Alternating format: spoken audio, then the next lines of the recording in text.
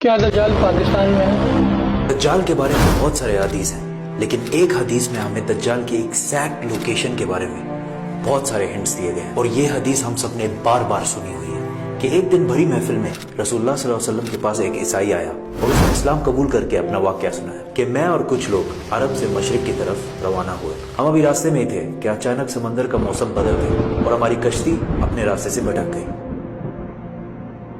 एक महीना इधर उधर भटकने के बाद समंदर ने आखिरकार हमारी कश्ती को एक जजीरे के पास ला खड़ा किया। बड़ी कश्ती डॉक करके हम छोटी कश्तियों के जरिए उस जजीरे पे पहुंचे और वहां हमारी मुलाकात एक अजीब किस्म के मखलूक से हुई जो बिल्कुल काला और जिस्म पर बहुत ज्यादा बाल थे उसके, और उसने अपना नाम जस्सासा बताया। हमने उससे पूछा, तुम क्या चीज हो, क्या मखलूक हो? उसने बोला, मुझे छोड़ो, वो उधर एक मंदिर है, उधर जाओ, वहां एक शख्स तुम्हारा बहुत शिद्दत से इंतजार कर रहा है। अंदर हमने एक शख्स को जंजीर में बंधा हुआ देखा और उसने हमसे 3 सवाल पूछे कि मुझे बेसान के दरख्तों के बारे में बताओ, क्या उसमें कोई फ्रूट फल वगैरह है? हमने कहा बिल्कुल, वहाँ बहुत फ्रूट्स फल वगैरह है। उसने कहा बहुत जल्द वहाँ कुछ भी नहीं होगा। फिर उसने पूछा, मुझे लेक ऑफ तबरिया के बारे में बताओ, क्या उसमें पानी है या नहीं है? हमने कहा वहाँ बहुत पानी पड़ा हुआ। उसने कहा बहुत जल्द ये भी खुश्क हो जाएगा। और फिर उसने कहा, मुझे उस उम्मी पैगंबर के बारे में बताओ, क्या किया है उसने अभी तक? हमने बताया कि वो मक्का से निकलकर मदीना में आबाद हो चुका है। उसने कहा, क्या वाकई वो यसरब मदीना आ चुका है? ये कहते ही उसने कहा कि अब मैं बताता हूँ कि मैं कौन हूँ। मैं हूँ दज्जाल और बहुत जल्द मैं अपने कैद से आजाद हो जाऊंगा और तमाम इलाकों में जाऊंगा सिवाय मदीना यानी यसरब के। रसूलुल्लाह सल्लल्लाहु अलैहि वसल्लम ने तमाम लोगों को मुखातिब करके कहा, ऐ लोगो, ये है यसरब मदीना। तमीम अद्दारी जो कह रहा है, मुझे उसमें सच्चाई नजर आ रही है। याद रखो, दज्जाल शाम के समंदर में है और ना यमन के समंदर में। और अपने हाथ से मशरिक की तरफ इशारा करके कहा, दज्जाल मशरिक में है, दज्जाल मशरिक में है, दज्जाल मशरिक में है। अब सिंपल सी बात है, एज वी नो कि मशरिक की तरफ सफर के बाद उनकी कश्ती एक जजीरे पे रुकी थी। So let's just find out all the islands east of Medina. Medina के ईस्ट में there's the famous Arabian Sea और इसमें मेनली 4 जजीरे पाए जाते हैं। Lakshadweep island in India, Socotra island in Yemen, Masirah island in Oman and Astola in Pakistan. हदीस में clearly फरमाया गया है कि दज्जाल यमन के समंदर में नहीं होगा, तो ये 2 आइलैंड्स तो निकल गए। रसूलुल्लाह सल्लल्लाहु अलैहि वसल्लम ने मदीना में जो मशरिक की तरफ इशारा किया था, अगर उससे हम एक सीधी लाइन खींचे तो वो बिल्कुल अस्तोला आइलैंड के ऊपर से गुजरती है। और जब जसासा ने उनको उस जजीरे पे एक टेंपल मंदिर की तरफ भेजा था, तो इस जजीरे पे एक मंदिर टेंपल के कोई रिमेन्स तो होने चाहिए। इंडिया के इस आइलैंड में तो ऐसा कुछ भी नहीं है, लेकिन पाकिस्तान के अस्तोला आइलैंड में पता है क्या है? मंदिर। लेकिन ये तो 1450 साल पुरानी कहानी है। मंदिर तो अभी 40-50 साल पहले बना होगा। 2000 साल पुराना मंदिर। और मंदिर भी किसका? काली माता, हिंदुओं की सबसे खतरनाक और खौफनाक गॉडेस, देवी, जो दिखने में बहुत खौफनाक और जिसके जिस्म पर भी बहुत ज्यादा बाल है। कुछ याद आया? जस्सासा।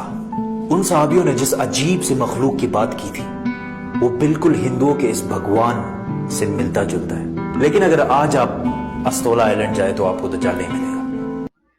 खज़र अलैहिस्सलाम और दज्जाल का नबी करीम सल्लल्लाहु अलैहि वसल्लम ने एक तवील हदीस में बयान फरमाया कि दज्जाल आएगा और मदीने की हुदूद में इसका दाखिला हराम होगा। इसकी जानिब एक नेक आदमी बढ़ेगा और कहेगा कि मैं मुनादी करता हूँ कि तू ही दज्जाल है, जिसके बारे में नबी करीम सल्लल्लाहु अलैहि वसल्लम ने हमें बताया है। इस पर दज्जाल अपने मानने वालों से कहेगा कि देखो तो सही कि अगर मैं इस शख्स को कत्ल करने के बाद दोबारा जिंदा करूं तो क्या तुम्हें कोई शक रहेगा? वो कहेंगे कि नहीं। चुनाचा वो इसे कत्ल कर देगा और फिर दोबारा जिंदा करेगा। इसे जिंदा करने के बाद वो शख्स इससे कहेगा कि आज अल्लाह की कसम, मुझे पूरा यकीन हो गया कि तू झूठा है।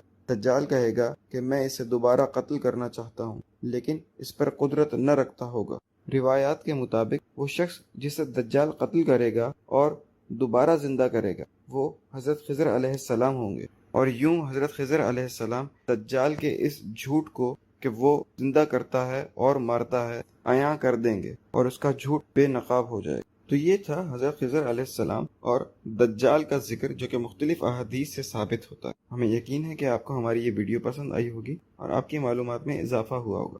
آپ سے گزارش ہے کہ ہماری اس ویڈیو کو لائک کریں اور اسے شیئر کریں، ساتھ ہی ساتھ ہمارے چینل کو سبسکرائب کریں اور بیل آئیکن پر کلک کریں تاکہ مزید آنے والی ویڈیوز اور معلومات سے فائدہ حاصل کر سکیں۔ شکریہ۔ محمود غزنوی نے ایک دن فرمایا کہ میں حضرت خضر علیہ السلام کی زیارت کرنا چاہتا ہوں۔ ایک غریب آدمی کھڑا ہوا، وہ کہنے لگا میں آپ کو زیارت کرا دیتا ہوں، لیکن ایک شرط ہے، میں غریب ہوں، 6 مہینے کا خرچہ میں آپ کو دینا ہوگا میرے بچوں کو۔ اس نے کہا ٹھیک ہے۔ 6 مہینے کے بعد محمود غزنوی نے اس کو بلایا، ہاں جی خضر علیہ السلام کی ملاقات کا کوئی وظیفہ مکمل ہوا؟ اس نے کہا جی کچھ وظیفے الٹ ہو گئے، 6 مہینے اور چاہیے۔ اس نے کہا ٹھیک ہے۔ سال کے بعد اس کو پھر حضرت محمود غزنوی بلایا، فرمایا ہاں جی خضر علیہ السلام نہ کوئی میری ملاقات کا امکان پیدا ہویا، تسی وظیفے جو کر رہے ہو دریا کے کنارے؟ انہوں نے کہا جی میں کہاں، خضر علیہ السلام کہاں، میں نے تو آپ کے ساتھ جھوٹ بولا ہے، غریب آدمی تھا تو پیسے میرا روٹی پانی چل گیا 1 سال۔ تو محمود غزنوی کا مجلس لگی ہوئی تھی، ہزاروں لوگ موجود، اس نے اپنے ایک وزیر کی طرف اشارہ کر کے کہا بتاؤ بھائی جو بادشاہ سے جھوٹ بولے اس کی کیا سزا ہے؟ وہ وزیر کہنے لگا کہ اس کو قتل کر دیا جائے۔ محمود غزنوی کے مجلس میں ایک نورانی چہرے والے بزرگ بیٹھے تھے، انہوں نے کہا بادشاہ سلامت، اس نے بالکل ٹھیک کہا۔ پھر اس نے ایک دوسرے وزیر سے پوچھا، اس نے کہا جی اس کی کیا سزا ہے جس نے بادشاہ سے داؤ بھی لگایا اور جھوٹ بھی بولا؟ اس نے کہا یہ گردن نہ اتاریں، یہ تو پھر جلدی مر جائے گا، اس پر کتے چھوڑیں، یہاں تک کہ کتے اسے نوچ نوچ کر کھائیں تاکہ اس کو پتہ چلے بادشاہ سے جھوٹ نہیں بولا جاتا۔ تو وہ بزرگ نورانی چہرے والے کہنے لگے بادشاہ سلامت، اس نے ٹھیک کہا۔ پھر اس نے حضرت ایاز کو کہا، حضرت ایاز کو کہا کہ ہاں جی آپ بتائیں۔ اس نے کہا بادشاہ سلامت، ایک غریب آدمی تھا، اس کے جھوٹ بولنے سے آپ کے وقار میں کوئی کمی نہیں آئی، اور 1 سال پیسے دینے سے آپ کے خزانے میں کوئی کمی نہیں ہے، یا آپ اس کو معاف کر دیں۔ وہ نورانی چہرے والا بزرگ کہنے لگا بادشاہ سلامت بالکل اس نے ٹھیک کہا۔ محمود غزنوی نے ان بزرگوں کو قریب بلایا، انہوں نے کہا یہ کیا بات ہے، جو گردن اتارنے کا کہتا ہے وہ بھی ٹھیک ہے، جو یہ کہتا ہے کہ کتے چھوڑ دیا جائے وہ بھی ٹھیک ہے، جو معافی کرتا ہے۔ اس نے کہا کہ جس نے کہا نا گردن اتار دو، یہ اس کا خاندان تھا کسائی، تو اس نے اپنے خاندان کا اظہار کیا ہے، گردنیں اتارنے کے عادی ہیں، اور کہا کہ غلطی تو تیری ہے جیسے تو نے ایسے لوگوں کو وزیر بنایا۔ اس نے کہا جس نے کتوں کا کہا نا کتے چھوڑو، اس کے آباء و اجداد بادشاہوں کے کتے نہلایا کرتے تھے۔ اس نے اپنے خاندان کا اظہار کیا ہے، اس نے اپنی فطرت اپنے خون کا بتایا ہے، اور کہا کہ رہ گیا ایاز، یہ سید ہے اور سید کربلا میں لٹے بھی گئے، تو اف نہیں کی۔ جب یہ کہا نا یہ سید ہے تو محمود غزنوی کرسی پر کھڑا ہو گیا، وہ کہنے لگا ایاز تو نے آج تک بتایا ہی نہیں میں آل رسول ہوں، اتنا ظلم کیا تو نے بتایا ہی نہیں آج تک۔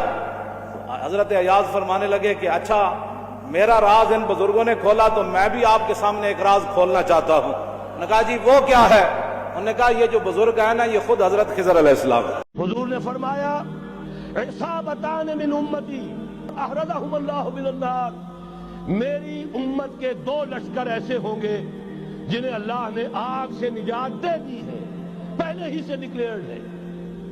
عصابت تغزو الہند، ایک لشکر کے جو ہند پر حملہ آور ہوگا، وعصابت تکون مع عیسیٰ ابن مریم علیہ السلام، اور دوسرا لشکر وہ ہے جو حضرت عیسیٰ کے ساتھ جا کر اور ان کے ساتھ مل کر یہودیوں کے خلاف جنگ کرے گا۔